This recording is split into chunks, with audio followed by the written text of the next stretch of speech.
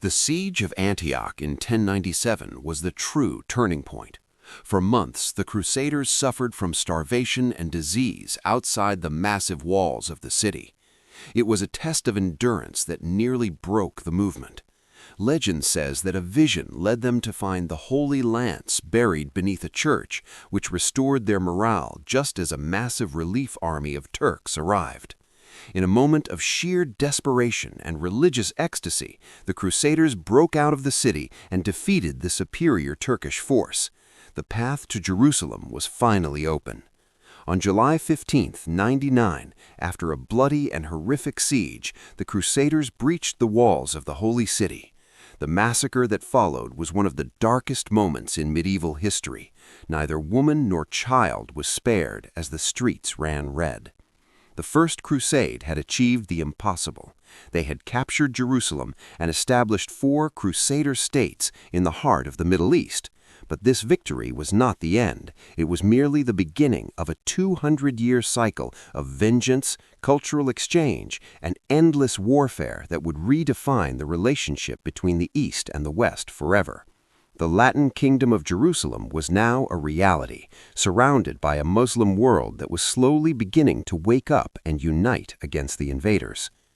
The Crusader victory in the First Crusade was largely possible because the Muslim world was deeply divided between various local emirs and the competing Fatimid and Abbasid caliphates. However, the presence of the Franks served as a catalyst for Islamic unification. The first major blowback came with the fall of Edessa to the forces of Zengi, which triggered the Second Crusade, a venture that ended in total failure and humiliation for the European kings.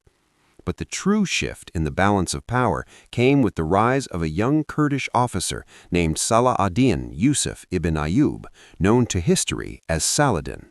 Saladin was not just a brilliant military strategist, he was a master of diplomacy and a man of immense character. He managed to unify Egypt and Syria, effectively surrounding the Crusader states. In 1187, the tension reached a breaking point at the Battle of Hattin. The Crusader army, led by the arrogant Guy of Lusignan, was lured into the desert heat without water. Saladin's forces surrounded them, set fire to the dry grass, and decimated the exhausted knights. With the backbone of the Crusader military destroyed, Saladin marched on Jerusalem.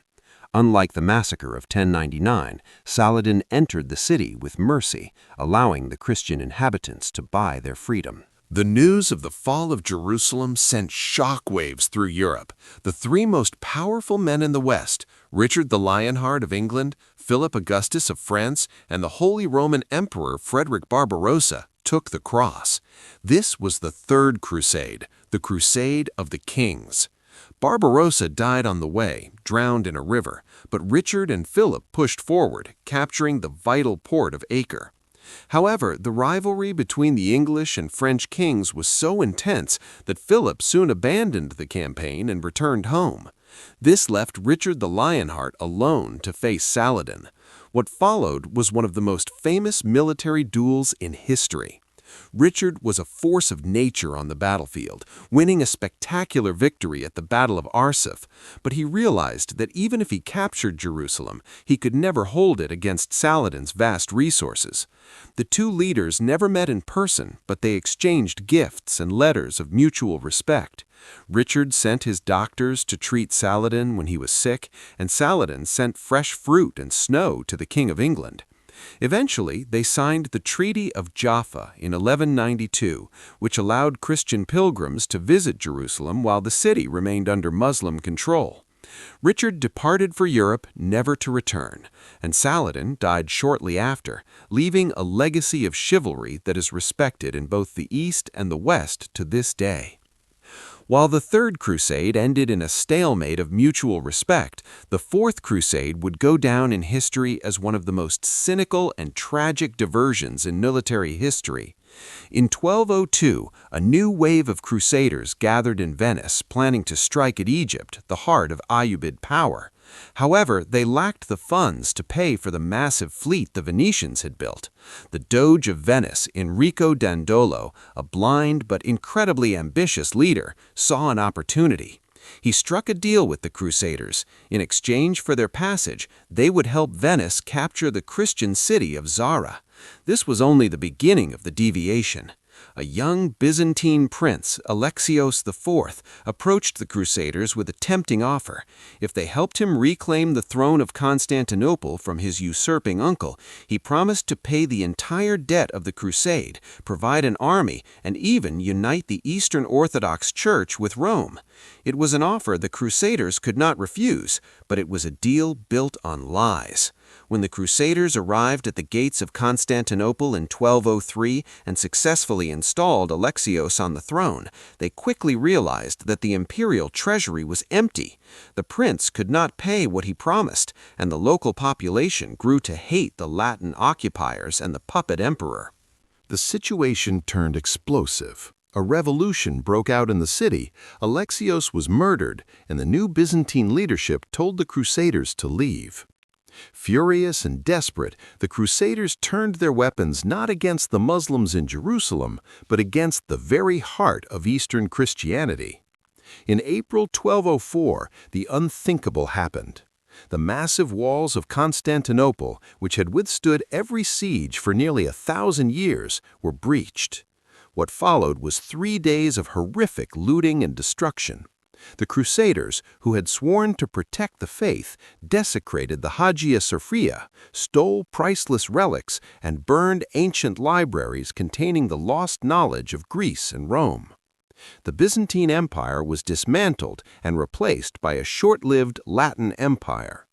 This event permanently shattered the relationship between the Catholic West and the Orthodox East, a wound that has not fully healed even centuries later. The Fourth Crusade never even reached the Holy Land. It succeeded only in weakening the strongest Christian bulwark against Islamic expansion, irony at its most tragic.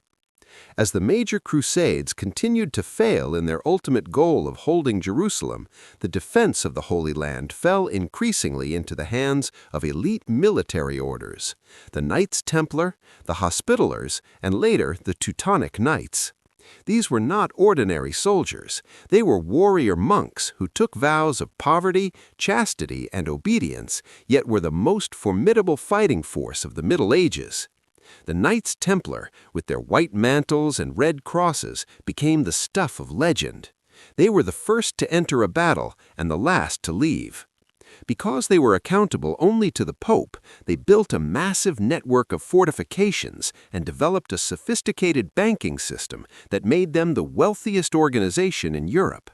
Their fortresses, like Croc des Chevaliers in modern-day Syria, were masterpieces of military engineering designed to be held by a few hundred men against thousands.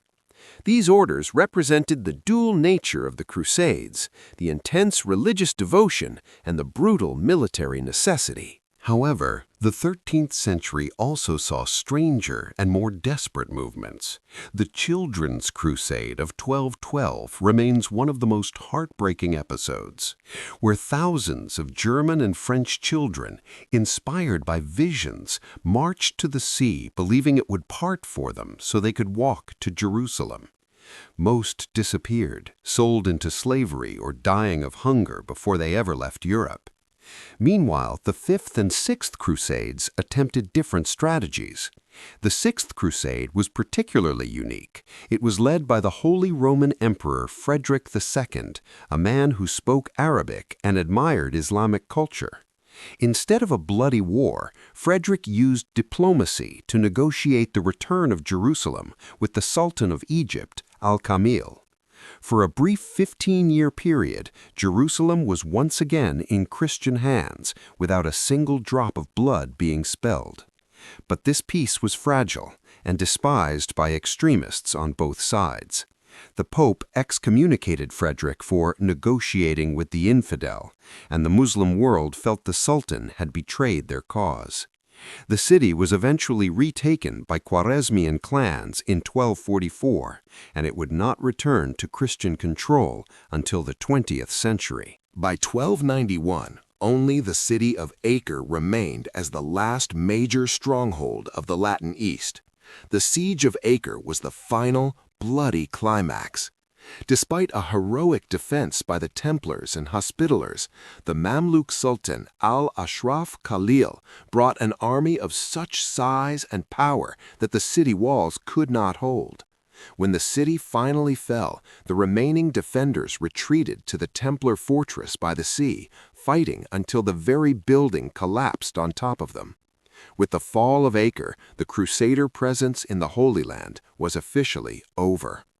The survivors fled to Cyprus, and the age of the great overseas expeditions came to a close. The dream of a Christian Jerusalem had died, but the world was forever changed. Europe had discovered the luxuries of the East, spices, silk, and advanced science, which would eventually trigger the Age of Discovery and the Renaissance.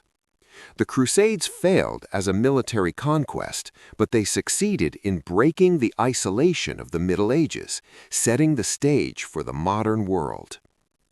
With the fall of Acre in 1291, the military orders that had spent 2 centuries defending the Holy Land found themselves in a precarious position. The Knights Templar, once the heroes of Christendom, were now warriors without a war. They returned to Europe with immense wealth and a private banking network that made them more powerful than many kings. This power, however, became their undoing. King Philip IV of France, heavily in debt to the order, began a campaign of lies to destroy them. On Friday, the 13th of October, 1307, hundreds of Templars were arrested across France, accused of heresy, devil worship, and secret rituals. Under brutal torture, many confessed to crimes they did not commit. The order was officially dissolved by the Pope, and their last Grand Master, Jacques de Molay, was burned at the stake in Paris.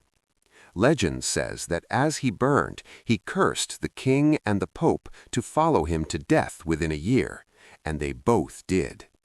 While the Templars vanished into myth, their rivals, the Knights Hospitaller, took a different path. They moved their base to the island of Rhodes and later to Malta, transforming themselves into a formidable naval power. For the next few centuries, the spirit of the Crusades lived on through these Knights of Malta, who fought legendary naval battles against the Ottoman Empire, effectively acting as the front line of Europe in the Mediterranean. While the organized large-scale crusades of kings and emperors had ended, the conflict shifted from land to the vast blue waters of the Mediterranean. This was the era of the Long Crusade at sea. The Mediterranean became a battleground of privateers, corsairs, and holy warriors. Every merchant ship was a target, and the coastlines of Italy, Spain, and North Africa were constantly raided for slaves and loot. This perpetual state of low-level warfare shaped the economies of the surrounding nations. But more importantly, the end of the land-based crusades forced European powers to look for new routes to the east. The Islamic world, now unified under powerful dynasties like the Mamluks and eventually the Ottomans, controlled the traditional Silk Road. The high taxes and hostile relations meant that European traders needed a way to bypass the Middle East entirely. This necessity became the mother of invention. It was the desire to reach the spices and gold of India and China without going through Crusader territory that eventually drove explorers like Vasco da Gama and Christopher Columbus to sail into the unknown. In a strange twist of fate, the failure of the Crusades to hold the East led directly to the discovery of the West. We often think of the Crusades only in terms of swords and sieges, but the most lasting impact of these 2 centuries was the massive transfer of knowledge. When the first Crusaders arrived in the East, they were often viewed as barbarians by the more sophisticated Islamic and Byzantine civilizations. However, as the decades passed, a deep cultural exchange took place. The Crusaders returned to Europe with more than just scars. They brought back ideas, technologies, and luxuries that were previously unknown in the West. They discovered the use of the compass, the concept of windmills, and advanced architectural techniques that allowed for the construction of the great Gothic cathedrals. They brought back Persian rugs, silk, lemons, sugar, and spices that transformed the European palate. But the most precious cargo was intellectual. In the great libraries of Baghdad, Cairo, and Damascus, Muslim scholars had preserved and expanded upon the ancient Greek and Roman texts that Europe had long forgotten. Works of philosophy, medicine, and mathematics were translated from Arabic into Latin. The introduction of Arabic numerals and the concept of zero revolutionized European commerce and science. European medicine, which had relied on superstition and prayer, began to adopt the systematic clinical observations of scholars like Ibn Sina, Avicenna. The works of Aristotle, translated and commented upon by Islamic philosophers like Ibn Rushd, Averroes, became the foundation of European scholasticism and paved the way for the Renaissance. This was the great irony of the Crusades. While the two worlds were trying to destroy each other on the battlefield, they were secretly enriching each other's minds. The brutal conflict acted as a bridge, albeit a bloody one, that allowed the light of the East's golden age to jumpstart the awakening of the West. The dark ages of Europe were coming to an end, fueled by the very culture they had set out to conquer. This era of history proves that ideas are more resilient than empires. Armies can be defeated and cities can be burned, but the movement of knowledge is an unstoppable force. Today, more than 700 years after the fall of the last Crusader stronghold, the memory of these wars continues to haunt global politics. The word crusade itself remains one of the most politically charged terms in the English language. In the West, it is often used to describe a noble struggle for a good cause, but in the Middle East, it is remembered as a period of unprovoked foreign aggression and colonial brutality. This psychological scar was reopened during the 19th and 20th centuries during the era of European imperialism. When French and British generals entered cities like Damascus and Jerusalem after World War I, some of them explicitly invoked the memory of the Crusades, claiming they had finally completed the mission started by Richard the Lionheart. This colonial arrogance cemented the Crusades in the modern Arab consciousness as a symbol of Western interference. Furthermore, extremist groups on both sides of the cultural divide still use the imagery of the Crusades to fuel their narratives. Some far-right groups in Europe adopt the symbol of the Red Cross and the Templar image to promote an us versus them ideology, while radical groups in the East use the term Crusader as a derogatory label for any Western presence in the region. Understanding the true history of the Crusades is essential to deconstructing these dangerous myths. It was not a simple story of good versus evil or civilization versus barbarism. It was a complex human tragedy filled with people who were often motivated by genuine faith, but also by greed, ambition, and fear. It was a time of horrific massacres, like the sack of Jerusalem in 1099, but also a time of incredible chivalry and mutual respect, like the relationship between Saladin and King Richard. By studying the Crusades in their full, messy, and violent detail, we can see that the history of the world is not a straight line of progress, but a series of collisions that force us to change, adapt, and eventually grow. The swords have been buried in the sand for centuries, but the world we live in today was forged in the fire of those 200 years of holy war.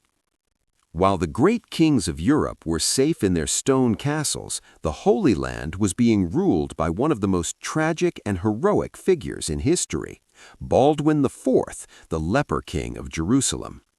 Diagnosed with leprosy as a child, Baldwin knew from a young age that his life would be short and filled with unimaginable pain. Yet he refused to let his disease define his reign. Despite losing feeling in his right arm and being forced to wear a mask to hide his disfigured face, he led his armies from the front, often having to be tied to his horse to stay upright. At the Battle of Montgisard, at just 16 years old, Baldwin led a tiny force of knights to defeat a massive army led by the great Saladin himself. This victory was seen as a miracle, but it only delayed the inevitable. Baldwin's struggle against his own body while trying to hold together a fracturing kingdom provides a human heart to this brutal era. His life shows that even in the midst of holy wars and religious fanaticism, individual courage could transcend the boundaries of faith and physical suffering. But Baldwin wasn't the only mysterious figure operating in the shadows. High in the mountains of modern-day Iran and Syria, a secretive sect known as the Hashashin, or the Assassins, was striking fear into the hearts of both Crusader and Muslim leaders alike. Led by the old man of the mountain, Hassani Saba, this group pioneered the art of political assassination as a form of psychological warfare. They didn't have massive armies. Instead, they sent single, highly trained agents who would infiltrate the most secure palaces and strike their targets in broad daylight. Legend has it that they were so devoted to their leader that they would jump off cliffs at his command. Even the great Saladin was not safe from them. He survived 2 assassination attempts and eventually had to sleep in a specially designed wooden tower to protect himself. The assassins were the wild card of the Crusades, playing both sides against each other to ensure their own survival.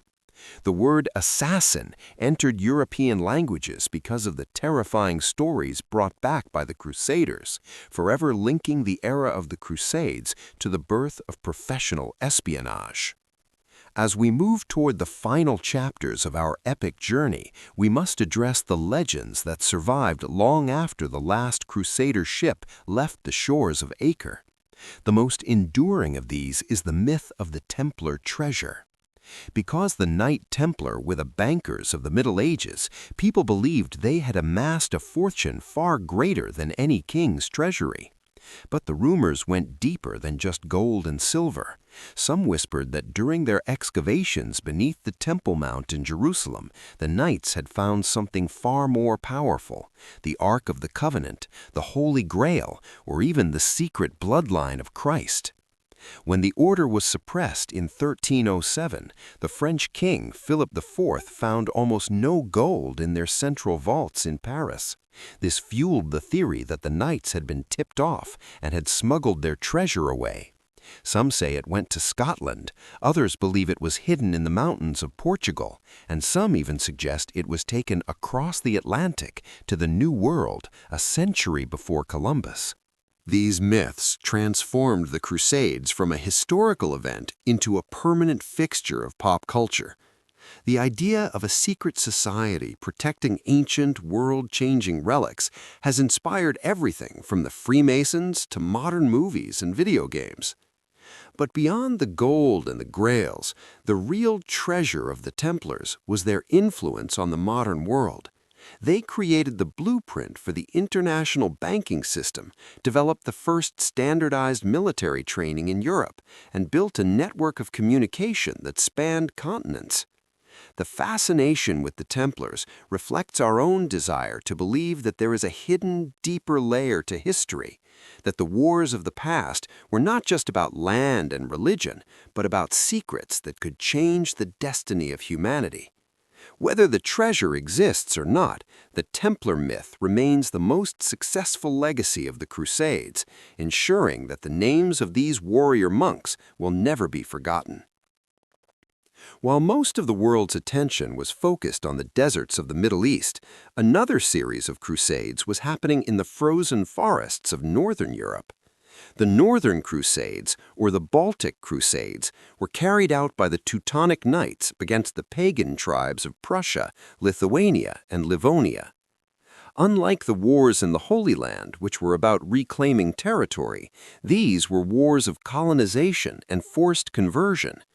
The Teutonic Knights, wearing their iconic white surcoats with black crosses, built massive brick fortresses and founded entire cities like Königsberg and Marienburg.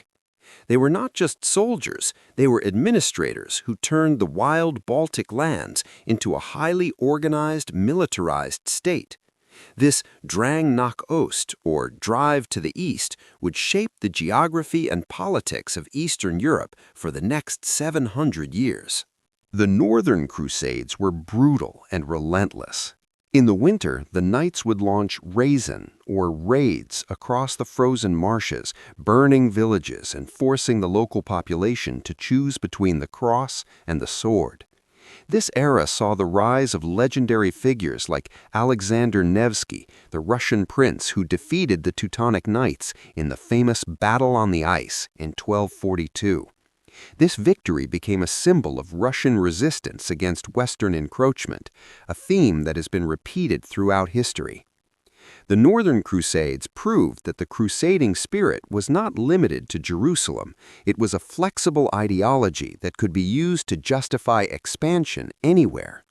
It created a permanent divide between the Catholic West and the Orthodox pagan East, setting the stage for the complex ethnic and national conflicts that would plague the region well into the 20th century.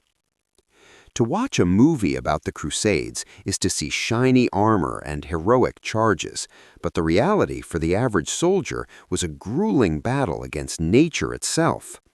How did an army of 50,000 men travel 3,000 miles across hostile territory without GPS, canned food, or modern medicine?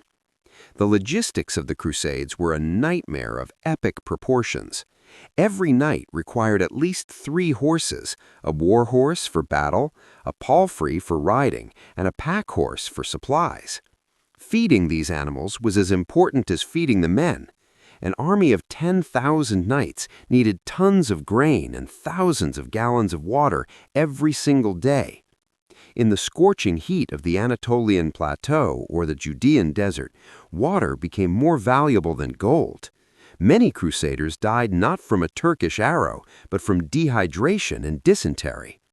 They wore heavy chainmail over padded tunics, which in the 40-degree heat of the Middle East turned into a portable oven. The ingenuity of medieval engineers was pushed to its limit during this era. Since they couldn't carry massive siege engines across Europe, they had to build them on site. During the siege of Jerusalem, the Crusaders dismantled their own ships and carried the timber for miles over land to build massive siege towers. They developed Greek fire, a mysterious flammable liquid that could burn even on water, and utilized massive trebuchets that could hurl 200-pound boulders over city walls. On the other side, the Muslim defenders perfected the art of light cavalry tactics. While the European knight was a slow, heavy tank, the Saracen horse archer was a fast, elusive phantom. They would retreat, lure the knights into a trap, and then turn around to rain thousands of arrows upon them. This clash of military philosophies, heavy force versus mobile agility, dictated the outcome of almost every battle. To be a crusader was to live in a constant state of physical exhaustion, where your greatest enemy was often the very sun above your head. History often forgets that the Crusades were not just an army of men. Thousands of women traveled to the east, and their impact was far more than just supportive. Some were queens and noblewomen who wielded immense political power. Eleanor of Aquitaine, one of the most powerful women in history, accompanied her husband, King Louis VII of France, on the Second Crusade. She didn't just sit in a tent, she managed her own court and was often at the center of the strategic debates that decided the fate of the campaign. In the Crusader states, where men were frequently killed in battle, women often became the rulers and defenders of cities.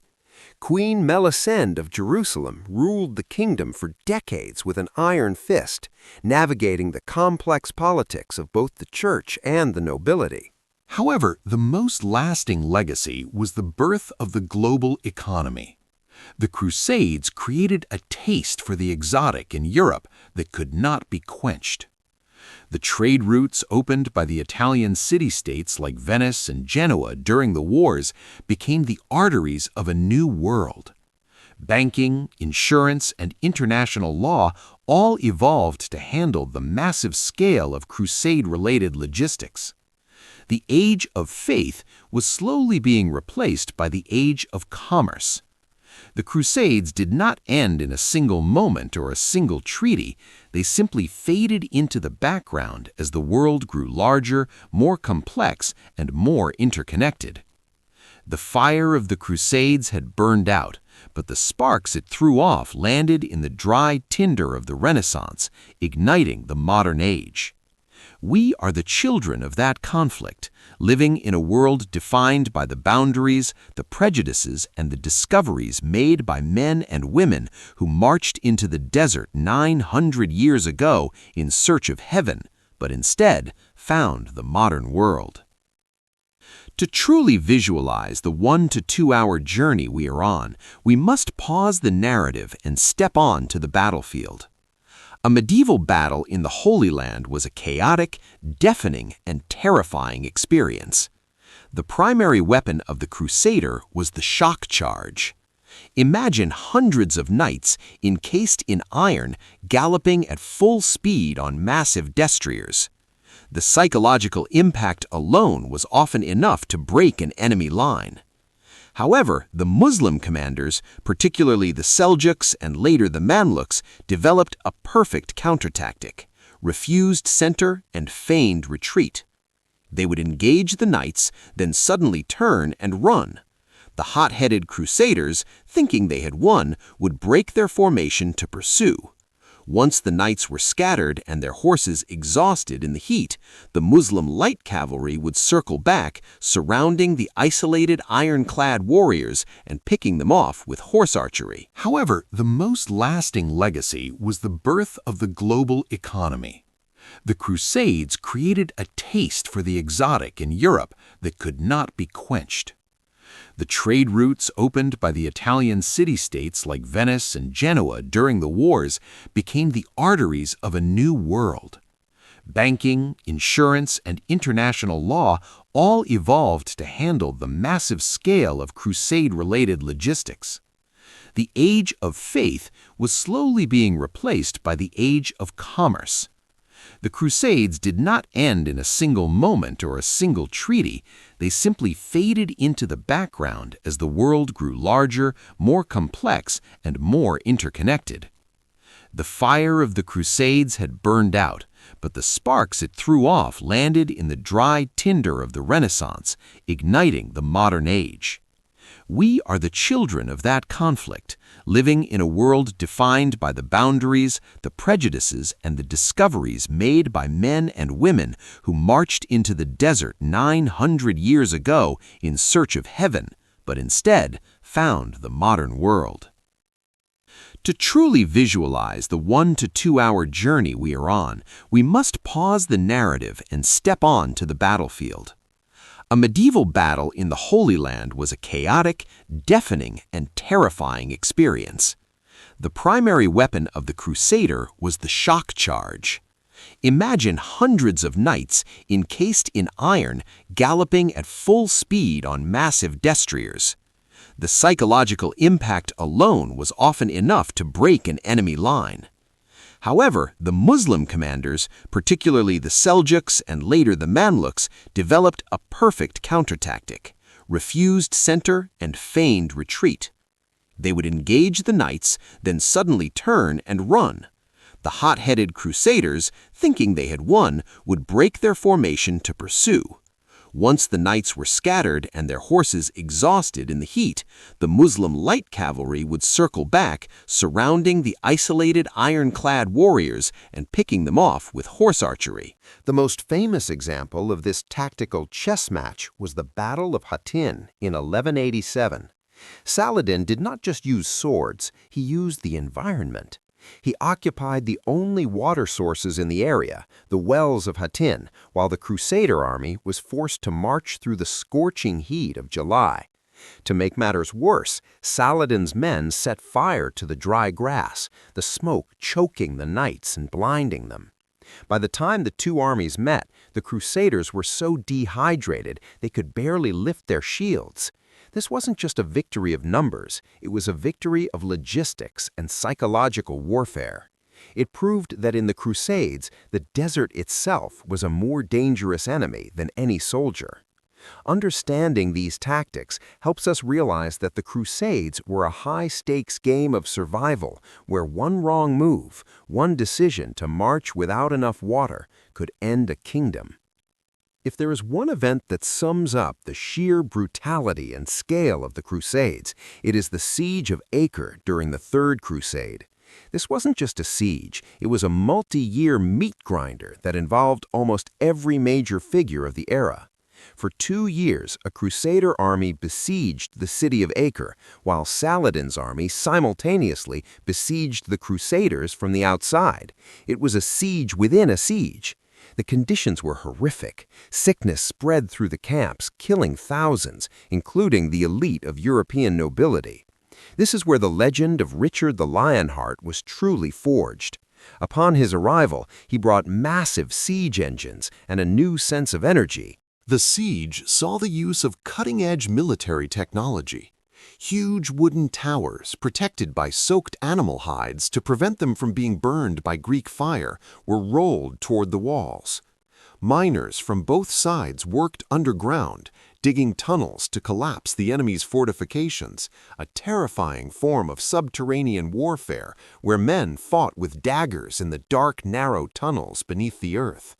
When the city finally fell, it led to one of the most controversial acts of the war, the massacre of 2,700 Muslim prisoners by King Richard after a delay in the ransom payment.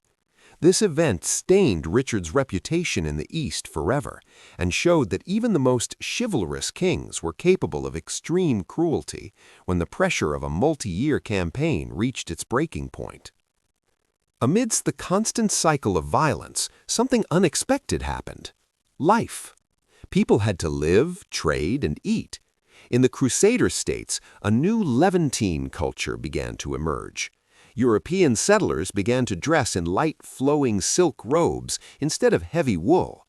They started bathing more frequently, adopting the superior hygiene of the Islamic world. They hired local doctors and integrated Middle Eastern ingredients like cinnamon, saffron, and almonds into their cooking.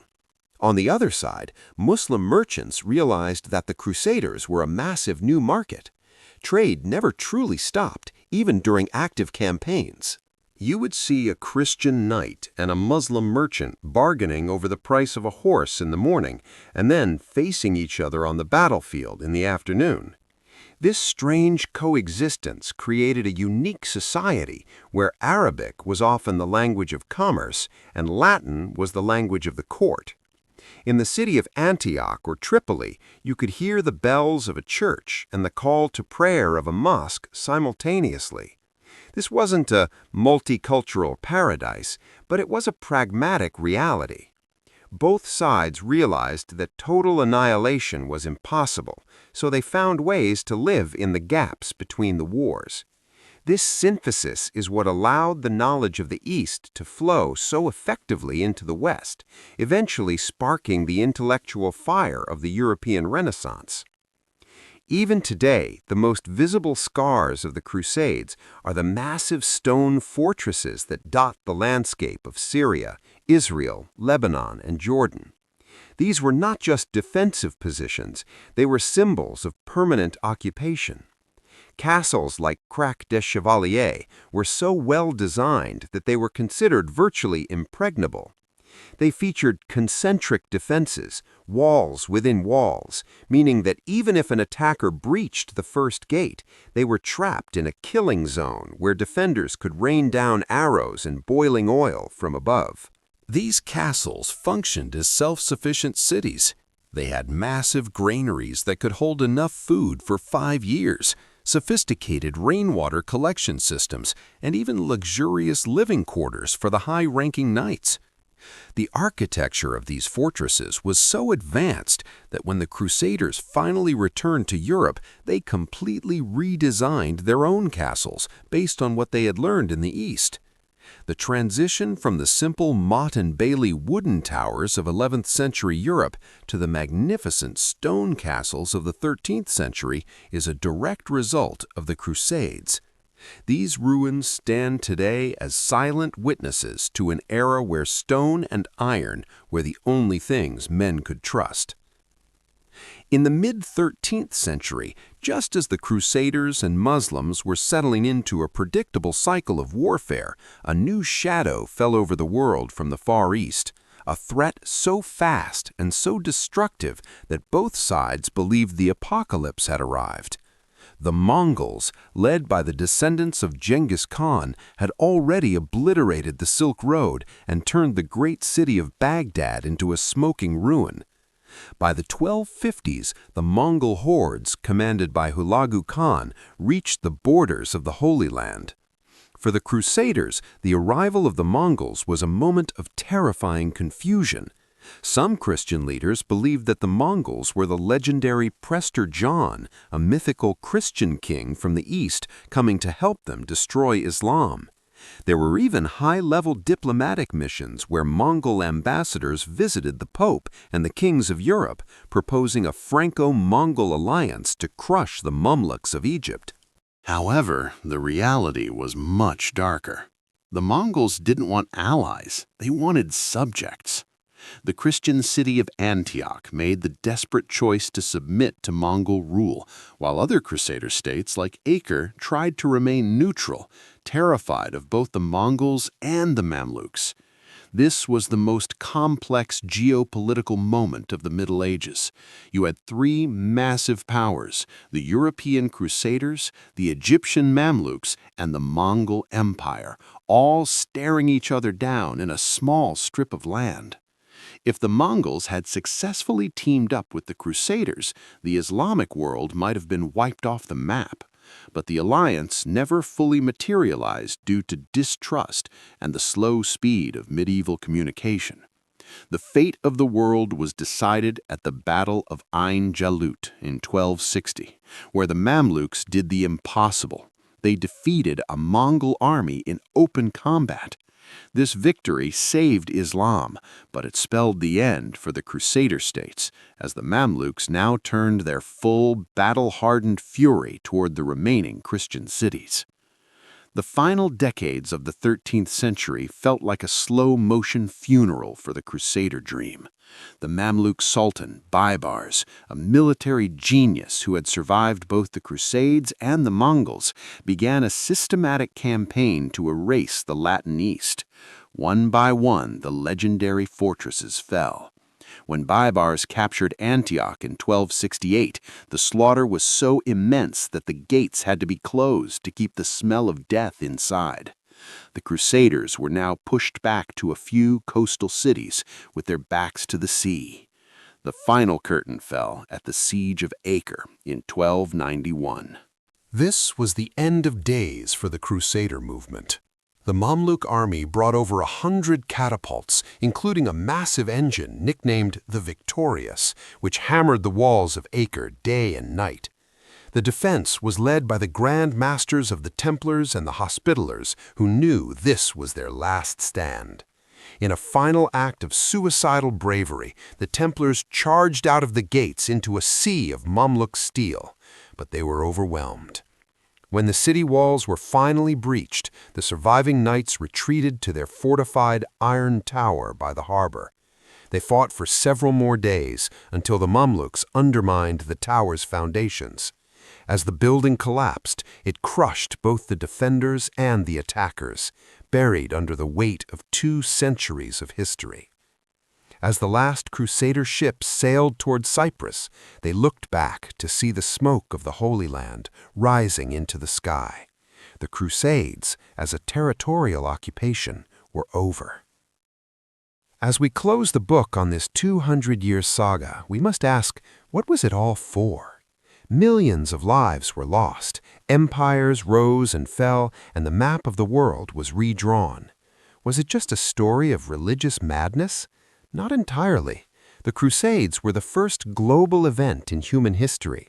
They forced two completely different worlds to look each other in the eye. While the primary language was violence, the secondary language was discovery. Europe entered the Crusades as a backwards, isolated collection of tribes and emerged as a burgeoning power, hungry for the knowledge and riches of the wider world. The Crusades gave us the modern banking system, the concept of international law, and the spark that would eventually lead to the Renaissance and the Age of Discovery. But they also left us with deep scars of distrust and the clash of civilizations narrative that still haunts our news cycles today. To understand the Crusades is to understand the darkest and brightest parts of the human spirit, the capacity for absolute sacrifice for a perceived higher good, and the capacity for absolute cruelty in the name of God. History does not offer simple answers, only mirrors. In the story of the Crusades, we see a mirror of our own world, divided by faith, driven by ambition, and forever changed by the meeting of East and West.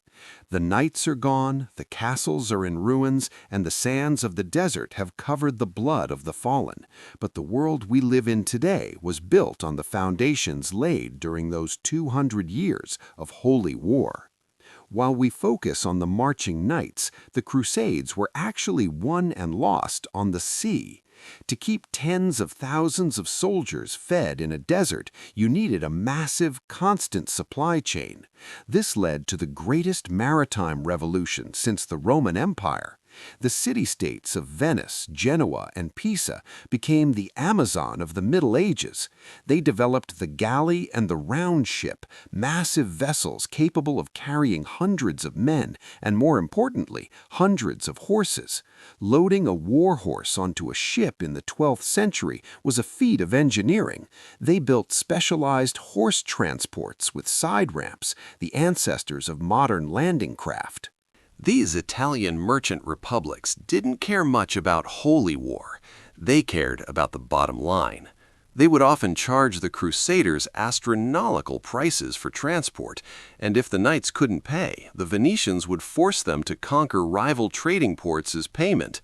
This commercial cold-bloodedness is what actually kept the Crusader states alive for 200 years. Without the Italian fleets constantly bringing fresh recruits, wood for siege engines, and grain from Europe, the Latin kingdom of Jerusalem would have collapsed in 6 months. This part of the story shows that behind every holy warrior stood a savvy merchant with a ledger, proving that gold was often more powerful than the sword in the Holy Land. One of the most fascinating hidden details of the Crusades is the medical exchange. In the 11th century, European medicine was practically prehistoric. Doctors often treated a headache by cutting a hole in the skull to let out demons. When the Crusaders arrived in the East, they were shocked to find hospitals in Baghdad and Damascus that were centuries ahead of them. Muslim doctors, following the teachings of al-Razi and Ibn Sina, understood that cleanliness was key to healing and used alcohol to disinfect wounds. At first, the Crusader knights were suspicious of infidel medicine, but after seeing their comrades survive horrific infections thanks to Arabic ointments and surgical techniques, they became students. The Knights Hospitaller, in particular, evolved from a small group of pilgrims into a massive medical organization. Their hospital in Jerusalem could hold 2,000 patients and was famous for treating anyone, Christian, Muslim, or Jew, free of charge. They even had separate wards for different diseases and used music and gardens to help patients recover. This was the birth of the modern hospital system. When the Crusaders finally returned home, they brought these medical texts and practices back to Europe, effectively laying the groundwork for the scientific study of medicine in the West. What did a Crusader actually eat when the supply ships didn't arrive? This is a detail that brings the history to life. In Europe, they were used to pork, heavy bread, and ale. In the Middle East, they had to adapt or starve. They discovered sweet salt, which we now know as sugar. Before the Crusades, Europe used honey as its only sweetener. The discovery of sugarcane plantations in Lebanon and Syria changed the European diet forever. They also encountered exotic fruits like lemons, apricots, and watermelons. However, the average soldier's life was far from a feast. During the long sieges, they were forced to eat their own horses, and in the most desperate times, during the First Crusade at Antioch, there are dark reports of cannibalism. The contrast was extreme. In times of peace, the nobility held grand feasts with spiced wines and Middle Eastern delicacies, but on the march, the common soldier lived on hardtack, twice-baked bread that was as hard as a rock, and whatever dirty water they could find. This constant struggle for calories was the silent driver of many military decisions, often forcing generals to rush into battles they couldn't win just to secure a city's granaries. We must look deeper into the Northern Crusades, which were far darker than the Desert Wars. The Teutonic Knights, after being kicked out of the Holy Land, turned their eyes to the last pagans of Europe in the Baltic forests. This wasn't a war of liberation, it was a war of total erasure. The Knights utilized winter risons, winter raids, where they would wait for the swamps and rivers to freeze so they could ride their heavy horses into deep forests that were inaccessible in the summer. These campaigns were lonely, cold, and brutal. Unlike the Holy Land, there was no chivalry with the pagans. The Teutonic Knights viewed the Baltic tribes as subhuman. They built massive brick Gothic castles that looked like alien monoliths in the wild forests. This period created a specific Prussian military culture, disciplined, rigid, and religiously fanatical, that would go on to influence the German military spirit for the next several centuries. The Northern Crusades remind us that the cross was used as a tool for colonization long before the Americas were discovered. To walk through the history of the Crusades is to step into a world where the line between reality and the supernatural was paper-thin. For the men and women of the Middle Ages, the hand of God and the claws of the devil were visible in every dust storm and every sudden death. But beyond the religious fervor, there are stories that defy simple explanation, mysteries that have fueled centuries of conspiracy theories and campfire tales. The first and perhaps most chilling of these is the legend of the Holy Lance found at Antioch. During the First Crusade, the Christian army was trapped inside the city, starving and surrounded by a massive Turkish force. They were ready to surrender when a humble monk named Peter Bartholomew claimed to have a vision of St. Andrew, telling him that the spear that pierced the side of Christ was buried beneath the cathedral of St. Peter. After digging in the dark, a rusted iron point was found. The effect was electric. The Crusaders, suddenly convinced they were invincible, charged out of the city and defeated an army 10 times their size. But the mystery doesn't end there. Skepticism soon arose even among the ranks. To prove the lance was real, Peter Bartholomew underwent an ordeal by fire, walking through a path of burning flames while holding the spear. He emerged horribly burned and died days later. Was it a divine miracle that saved the crusade, or was it a desperate psychological forgery planted by leaders who knew they needed a miracle to survive? The spear vanished into history, but the debate over its power remains a ghost in the annals of the war. As we move deeper into the shadows, we encounter the black sun of the Templars. The Knights Templar were not just soldiers, they were archaeologists of the occult. When they first occupied the Temple Mount in Jerusalem, they spent years excavating the tunnels beneath the Al-Aqsa Mosque. What did they find? Contemporary chronicles are strangely silent, but the sudden explosion of their wealth and power suggests they discovered something world-changing. Some esoteric traditions claim they found ancient scrolls containing the lost geometry of Solomon, or even the severed head of John the Baptist, which they supposedly worshipped in secret ceremonies. This leads to the mystery of Baphomet. During the trials of the Templars, many knights confessed under torture to worshipping a winged goat-headed idol. Was Baphomet a misunderstood symbol of secret knowledge, a mistranslation of the name Muhammad or Muhammad? Or did the knights truly stumble upon an ancient, darker faith in the caves of the Levant? The truth was burned at the stake with the last Grand Master, but the image of the Templar occultist remains a permanent scar on the history of the order. In the mountains of Syria, another mystery was brewing, the paradise of the assassins. Marco Polo and other travelers brought back stories of a hidden garden where the old man of the mountain would take his young initiates. Legend says he would drug them with hashish and wake them up in a garden filled with beautiful women, flowing wine, and exotic fruits. When they woke up back in the cold fortress of Elamet, they were convinced they had seen heaven. This made them fearless. They would carry out suicidal missions, believing that death was simply the doorway back to that garden. But was the paradise a physical place, a drug-induced hallucination, or a sophisticated form of brainwashing that predates modern psychological warfare by nearly 1,000 years? The ruins of Elamet still stand, but the secret of how they commanded such absolute loyalty remains locked in the stones of the Elburz Mountains. Then there is the tragic and eerie story of the Children's Crusade of 1212. Thousands of children, led by a boy named Nicholas in Germany and Stephen in France, began a march toward the sea. They believed that their innocence would succeed where the swords of knights had failed. They marched through the Alps singing hymns, convinced the Mediterranean Sea would part for them. It didn't. Most of these children were never seen again. The mystery lies in their fate. Did they die of hunger in the mountains, or were they lured onto ships by charitable merchants only to be sold into the slave markets of North Africa and Cairo?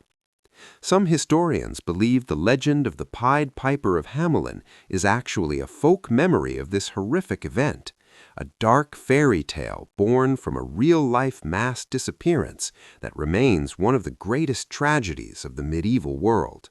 Let us not forget the ghost armies often reported on the battlefields.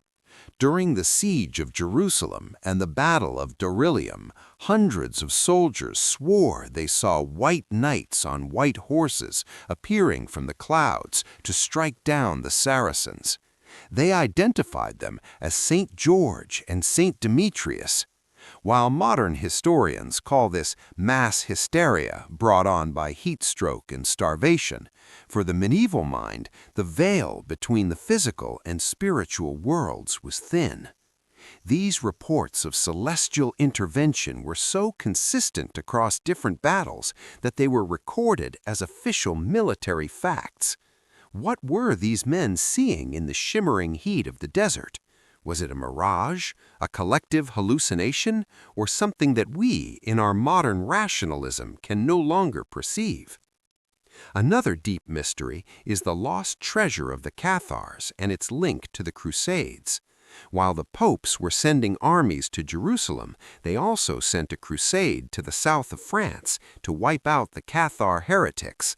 It is said that the night before their final stronghold, Montségur, fell, 4 knights escaped down a sheer cliff carrying a sacred treasure. Many believe this treasure was the Holy Grail, brought back from the east by the Templars and given to the Cathars for safekeeping. The connection between the Templars, the Grail, and the hidden bloodlines of Europe forms a web of mystery that spans from the deserts of Jordan to the chapels of Scotland. Even today, treasure hunters scour the Pyrenees looking for the Grail that supposedly disappeared during that bloody internal crusade. Finally, we must look at the curse of the Grand Master. When Jacques de Molay, the last leader of the Templars, was being burned alive in 1314, he reportedly summoned King Philip IV of France and Pope Clement V to meet him before the judgment of God within a year. Both the king and the pope died within months of the execution, but the curse didn't stop there. The cursed kings of the Capetian dynasty died one by one in strange accidents, leading to the collapse of the royal line and the start of the 100 Years' War. Even during the French Revolution, when King Louis XVI was guillotined, a man is said to have jumped onto the scaffold, dipped his hand in the king's blood, and yelled, "Jacques de Molay, you are avenged!" Is it possible that a secret organization survived the purges of 1307, working in the shadows for centuries to pull the strings of history? These stories, the miraculous spears, the occult idols, the drugged assassins, and the cursed kings, remind us that the Crusades were not just a series of dates and maps. They were an era of profound mystery, where the human mind was pushed to its absolute limit. Whether these legends are true or merely the whispers of a terrified and superstitious age, they represent the dark matter of history. They are the parts of the story that we cannot quantify with dates or archaeology, but they are the parts that keep the spirit of the Crusades alive in our imagination. As the sun set over the ruins of Acre in 1291, many believed the story was over. But as these mysteries show, the Crusades didn't just end, they moved underground into our myths, our secret societies, and the very shadows of the modern world. As we stand amidst the metaphorical ruins of the 13th century, looking back at 200 years of blood, faith, and iron, a haunting question remains. Was it all a tragic mistake, or was it the necessary labor pains of the modern world? The Crusades were far more than a failed military expedition. They were the first time in human history that a global consciousness began to form. For the first time, a peasant from a small village in France knew the name of a city thousands of miles away called Jerusalem. For the first time, the destinies of London, Paris, Rome, Constantinople, Cairo, and Baghdad were tied together in a single violent knot. This was the birth of geopolitics, and the world has never been the same since. When we look at the legacy of the Crusades, we must look beyond the battles and into the very fabric of our lives. Look at the language we speak, the food we eat, and the way we think about the East and the West. The Crusades created the concept of the frontier, a place where two worlds meet and clash, but also trade and learn. Without the Crusades, the European Renaissance might have been delayed by centuries. The classical knowledge of the Greeks, preserved by Islamic scholars, flowed back into Europe like a river of light, ending the intellectual stagnation of the Dark Ages. The very concept of the university and the hospital as we know them today was refined in the crucible of the Crusader states. Ironically, by trying to destroy the Islamic world, the Crusaders inadvertently saved European civilization by bringing back the tools of reason and science. But there is a darker side to this legacy. The Crusades also gave birth to the ideology of total war. The idea that an enemy can be so evil or infidel that their total destruction is not only permitted but commanded by a higher power. This dangerous seed, planted in the 12th century, grew into the colonial empires of the 19th century and the ideological conflicts of the 20th and 21st centuries. When we hear modern politicians speak of crusades or holy struggles, they are reaching back nearly 1,000 years to tap into a collective trauma that has never fully healed. The walls of Acre fell in 1291, but the walls in our minds, the ones that divide us from them, were built during those 200 years of holy war. If you travel to the Levant today, you can still see the silent witnesses of this epic era. The massive ruins of Crc des Chevaliers still loom over the Syrian plains, its stones still bearing the marks of Mamluk catapults. The Church of the Holy Sepulchre in Jerusalem still holds the tombs of the Crusader kings, their stone effigies staring up at a ceiling they fought so hard to protect. These are not just tourist attractions, they are the physical manifestations of an obsession. The sand of the Holy Land has a way of burying everything, but it cannot bury the memory of the men and women who lived and died here. We remember Richard the Lionheart not just as a king, but as a symbol of restless Western ambition. We remember Saladin not just as a conqueror, but as the embodiment of Eastern honor and resilience.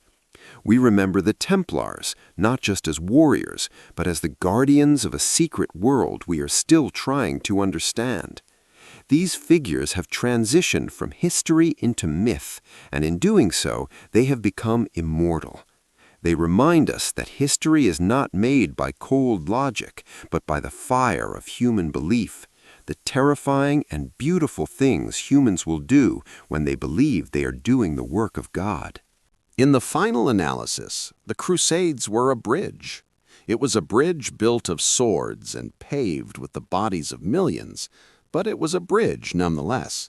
It connected the fractured remnants of the Roman Empire to the rising sun of the East. It forced Europe to grow up, to look beyond its narrow borders, and to realize that it was part of a much larger, much older world.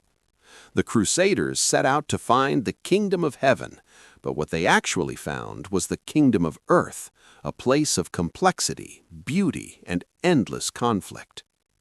As we conclude this journey, take a moment to imagine the sounds of 1187 or 1291, the clanging of steel, the chants of the monks, the call to prayer, and the howling of the desert wind. Those sounds have faded into the silence of history, but their echoes are everywhere. Every time we cross a border, every time we trade across oceans, and every time we struggle to understand a culture different from our own, we are walking in the footsteps of the Crusaders and the Saracens. The war for the Holy Land ended 700 years ago, but the quest to understand our place in the world continues. The story of the Crusades is our story. It is the story of humanity's greatest dreams and its darkest nightmares. It is a reminder that we are capable of incredible bravery and horrific cruelty, often at the exact same time. And as the sun sets on our documentary, we realize that the most important Holy Land isn't a city of stone in the desert, but the common ground we must find between our civilizations if we are to survive the next 1,000 years. The swords are rusted, the banners are torn, but the spirit of the quest remains. For as long as there is an East and a West, the Crusades will live on in the shadows of our world. This is the end of our journey, but for history, the march never stops. While our eyes have been fixed on Jerusalem, we must not forget that the crusading spirit was a wildfire that spread to every corner of the known world. One of the most successful and long-lasting crusades didn't happen in the East, but in the West, the Reconquista of Spain. For nearly 800 years, Christian kingdoms in the north of the Iberian Peninsula fought to reclaim land from the Muslim Moors. This was a crusade in every sense of the word. Popes granted the same spiritual rewards to those who fought in Spain as those who marched to Jerusalem. This is where the legendary figure of El Cid emerged, a mercenary hero who fought for both sides, but became the ultimate symbol of the Spanish crusading spirit. The Reconquista shaped the destiny of Europe. It created a militarized, fiercely religious Spanish culture that would eventually take that same crusading energy across the Atlantic to the Americas. The conquistadors who stood before the Aztecs and Incas were the direct ideological descendants of the knights who fought the Moors in Andalusia. Furthermore, there were the often ignored African Crusades. In the 13th and 14th centuries, multiple expeditions were launched against Tunis and Egypt. King Louis IX of France, the only king to be canonized as a saint, led two of these. His story is one of tragic obsession.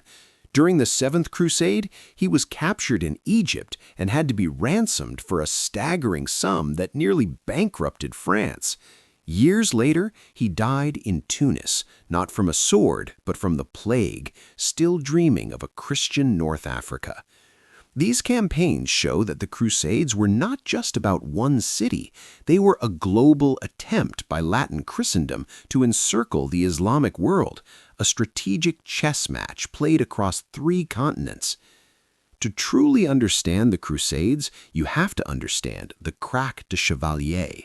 It is the ultimate expression of Crusader survival. This fortress in Syria was so formidable that Saladin himself looked at its walls and decided it wasn't worth the cost of an attack. But what was life like inside? It was a city of stone designed for war.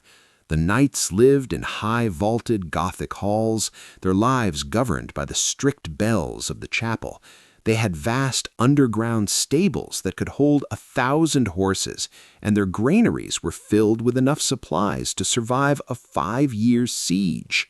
The ingenuity of the defense was psychological. The killing zones between the inner and outer walls were designed to make an intruder feel trapped and exposed from every angle. They used machicolations, openings in the floor of the battlements to drop stones, boiling oil, or even incendiary Greek fire on attackers. But the most interesting detail is the sanitation. While European cities were drowning in filth, the Crusader castles featured sophisticated latrines and drainage systems, a knowledge they had borrowed from Roman ruins and Syrian engineers. The Craque remains the greatest monument to the Crusader era, a silent, stony reminder that in the Holy Land, your only true friend was a thick wall and a high tower. War is the greatest engine of innovation, and the Crusades were no exception. This was the era where the crossbow became the nuclear weapon of the battlefield. It was so lethal and so easy to use that the Church actually tried to ban it, calling it an art hated by God.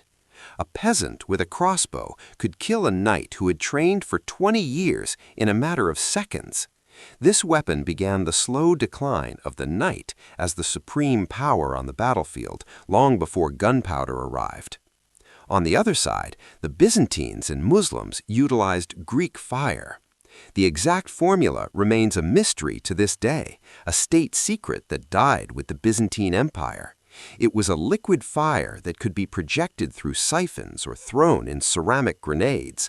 It burned on water, clung to skin, and could not be extinguished with anything but sand or vinegar. Imagine the terror of a Crusader ship being engulfed in flames that water only made stronger. The Crusades were a high-tech arms race where chemistry and engineering were as important as faith and courage. You might not realize it, but every day you speak the language of the Crusades. The interaction between the two cultures left a permanent mark on European languages.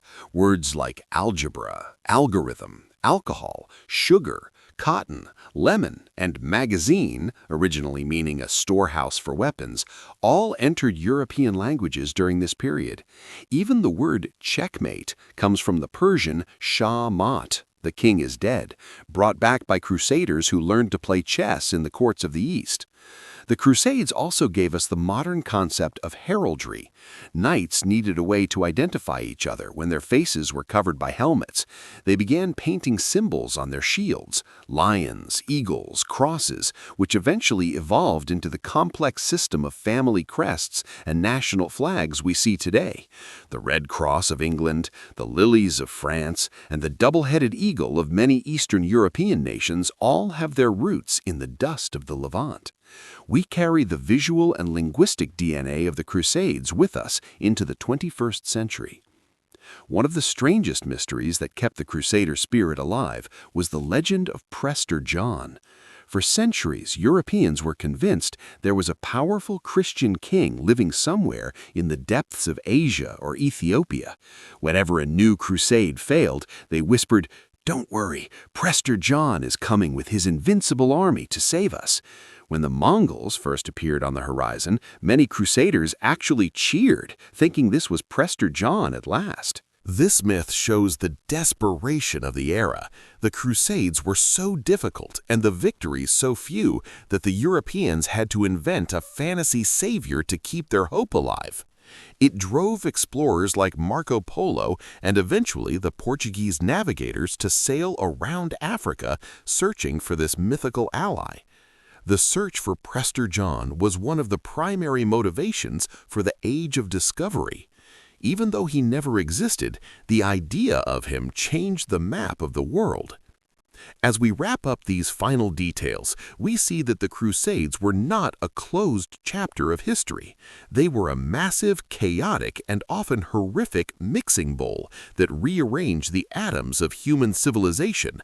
We see it in the architecture of our cities, the words in our mouths, and the political tensions in our news.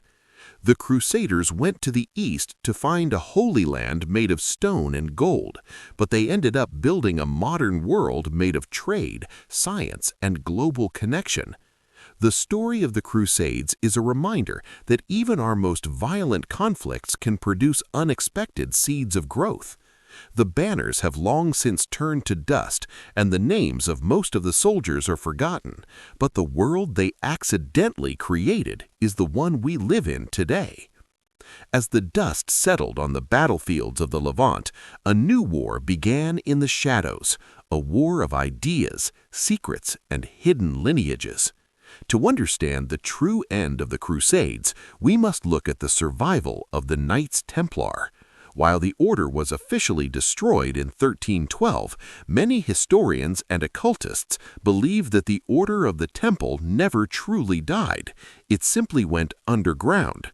In Scotland, at the Battle of Bannockburn in 1314, legends persist of a mysterious troop of knights who appeared at a crucial moment to help Robert the Bruce defeat the English. Many believe these were Templars fleeing the purges in France, bringing with them not only their military skill, but also their legendary treasure. This leads us to one of the most mysterious buildings in the world, Rosslyn Chapel. Built by the Sinclair family, who had deep ties to the Crusades, the chapel is filled with carvings that defy explanation. You can find carvings of corn and aloe vera, plants that were only officially discovered in the Americas a century later. You find symbols that look remarkably like the Masonic imagery of later centuries. This has fueled the theory that the Templars, while hiding in Scotland, transformed their secret military rituals into the early forms of Freemasonry. The transition from the knight to the mason represents a shift from physical warfare to speculative warfare, the building of a temple of knowledge and influence behind the scenes of European politics. Whether fact or fiction, this connection has become a permanent part of the Crusader mythos, suggesting that the New World Order began in the tunnels beneath Jerusalem. The Crusades were the ultimate era of the sacred object. For a medieval soldier, owning a piece of the true cross or a bone from an apostle was better than a life insurance policy. This created a massive, often fraudulent market for relics. Every major cathedral in Europe today owes its survival and fame to relics brought back from the East during the Crusades. The Sindon of Turin, the Shroud of Turin, which many believe to be the burial cloth of Jesus, first appeared in Europe in the hands of a knight whose family was deeply involved in the Fourth Crusade. But why this obsession? Because in the Middle Ages, relics were the ultimate soft power. A city with a powerful relic became a destination for thousands of pilgrims, bringing in immense wealth and political influence. The Crusades were, in a sense, a 200-year-long looting expedition for the sacred.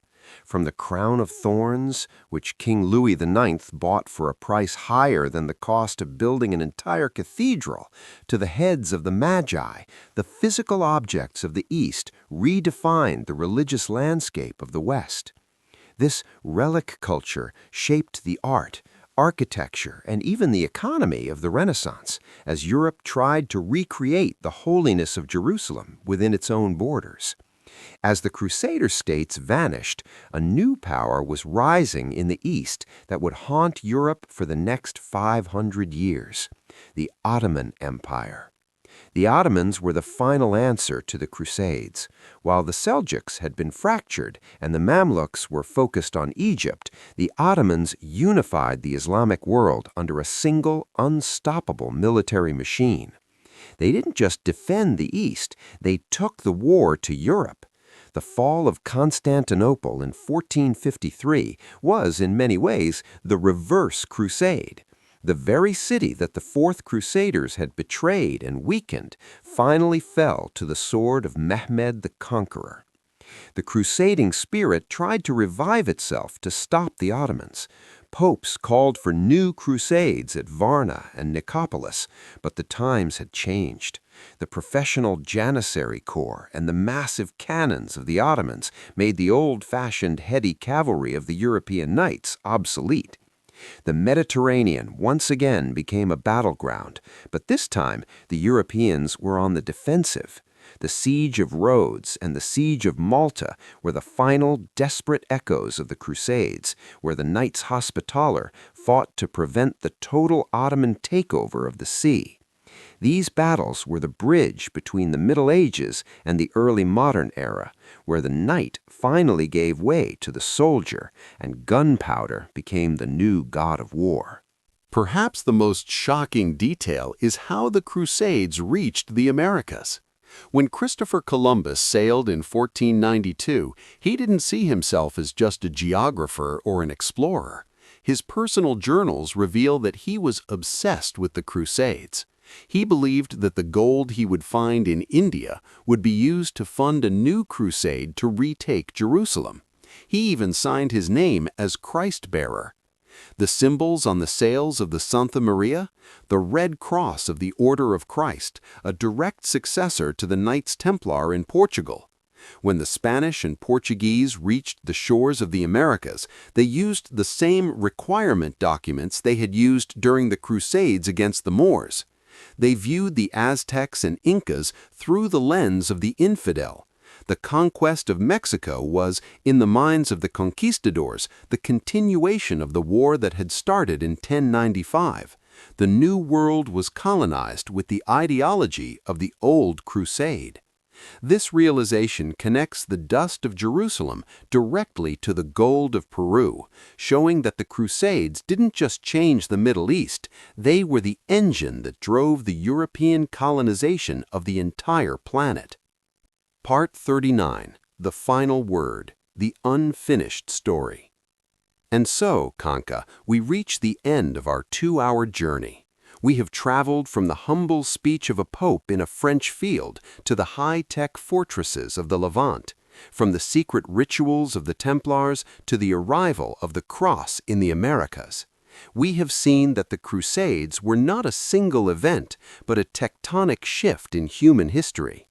They were a disaster, a tragedy, a miracle, and a revolution all at once. They taught us that faith can move mountains, but it can also burn cities.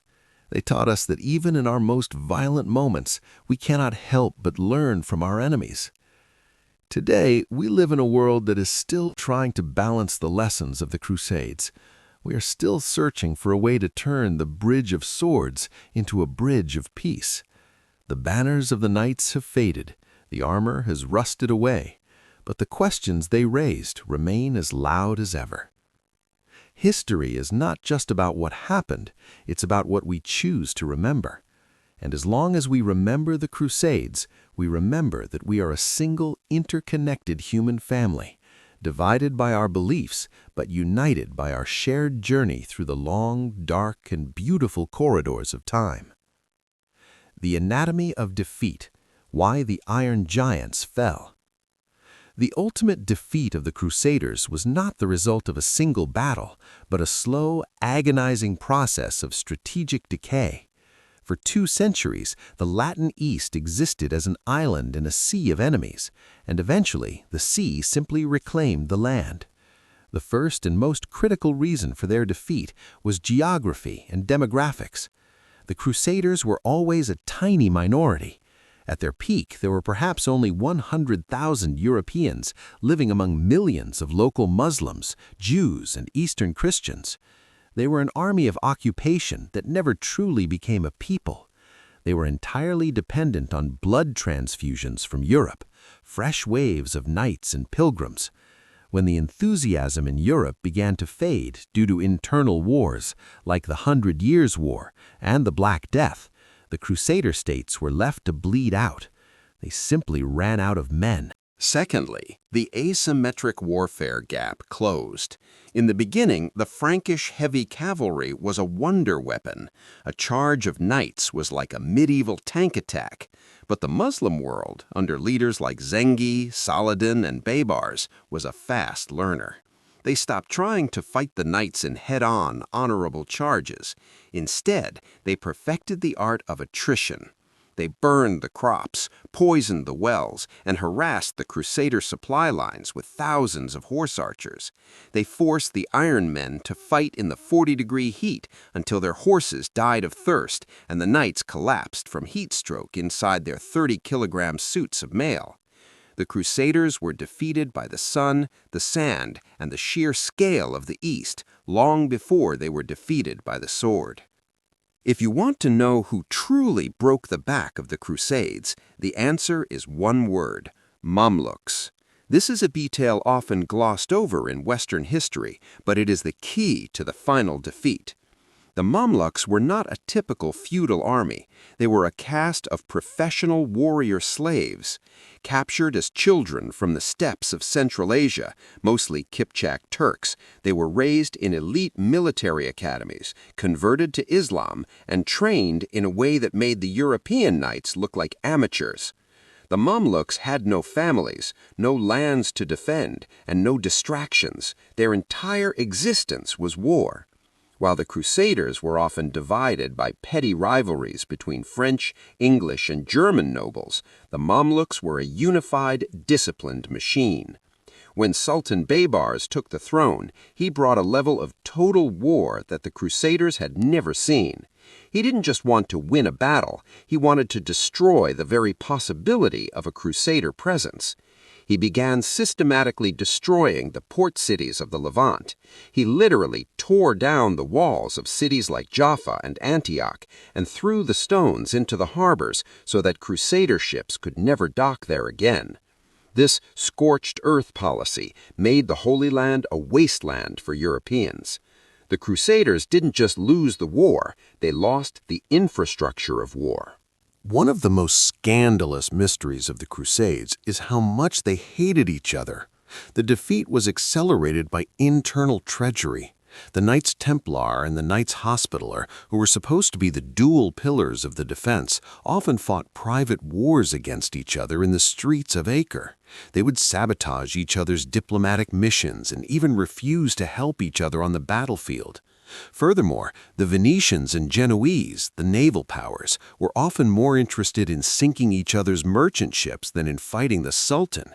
In 1256, a full-scale naval war broke out between Venice and Genoa in the harbor of Acre itself, while the Mamluk army was literally marching toward them. The Crusaders were a house divided against itself, and as the proverb says, a house divided cannot stand. The Muslim world, which had been fractured during the First Crusade, had found unity under the banner of the jihad, while a Christian world had traded its religious unity for commercial greed and national pride. As the end drew near, the warfare became surreal and subterranean. During the final sieges of cities like Tripoli and Acre, the real war was happening underground. Both sides employed sappers, specialized miners who lived in the dark, digging tunnels beneath the massive city walls. The Crusaders would build counter-tunnels to intercept the enemy miners. In these pitch-black, narrow crawl spaces, knights and Mamluks would fight with daggers and short swords, lit only by a few flickering candles. There are mysterious accounts of chemical warfare used in these tunnels, burning sulfur or damp straw to suffocate the enemy miners. These ghost sieges beneath the earth were terrifying and claustrophobic. When the foundations of a tower were finally undermined, the miners would fill the tunnel with wooden supports, set them on fire, and run. The tower would then literally sink into the earth. This invisible war is why even the strongest stone fortresses in the world couldn't save the Crusaders. Their defeat was literally dug out from under their feet. When Acre fell in 1291, a few thousand survivors managed to reach the ships. But where did they go? Most fled to Cyprus, but the records of the common soldiers and the lower-ranking knights vanish into history. This has created one of the greatest mysteries of the Middle Ages, the Lost Crusaders. Some stories suggest that groups of knights, unable to return to a Europe that had moved on without them, became mercenaries for the Mongols or integrated into the local populations of the East. There is a persistent theory about a group of Templar pirates. Legend says that a fleet of Templar ships escaped from Acre with the order's most sacred relics and spent the next century as a ghost fleet in the Mediterranean and the Atlantic, eventually laying the foundations for the pirate Golden Age or the discovery of the Americas. While historians find little evidence for this, the sudden disappearance of thousands of battle-hardened veterans created a vacuum and a wave of legends that shaped the secret history of the 14th century. So how did they lose? They lost because they were a 12th century solution to a 13th century problem. They were knights in an age of professional armies, religious zealots in an age of emerging commerce, and divided nobles in an age of unified empires. Their defeat was a signal that the Middle Ages were ending. The Crusader, as an identity, died in the blood-soaked streets of Acre, replaced by the explorer, the merchant, and the national soldier. But the mystery doesn't end with their defeat. It continues in the way their fall changed the psyche of Europe. The trauma of losing the Holy Land led to a period of intense soul-searching and the rise of mysticism. It led to the downfall of the Templars and the birth of new, secret philosophies. The Crusaders were defeated on the map, but they retreated into the human imagination. Their defeat became a legendary sacrifice, a myth that would be used to justify future wars for centuries to come. They came as conquerors, they lived as occupiers, and they died as legends. The cross was lowered, the crescent was raised, but the echoes of their swords still ring through the canyons of time. The Crusades didn't just end, they transformed into a ghost that still haunts the relationship between East and West today. And so the banners are lowered. The ironclad footsteps that once shook the streets of Jerusalem have faded into the silence of the desert. For 200 years, the Crusades were the heartbeat of the world, a pulse of blood, faith, and unyielding ambition. Millions of souls marched toward a dream of heaven, only to find a brutal reality of stone and sand. But as the last Crusader ship disappeared over the horizon of Acre in 1291, a profound truth began to emerge. The Crusaders came to the East to change it, to mold it into their image of a holy kingdom. But in the end, it was the East that changed them.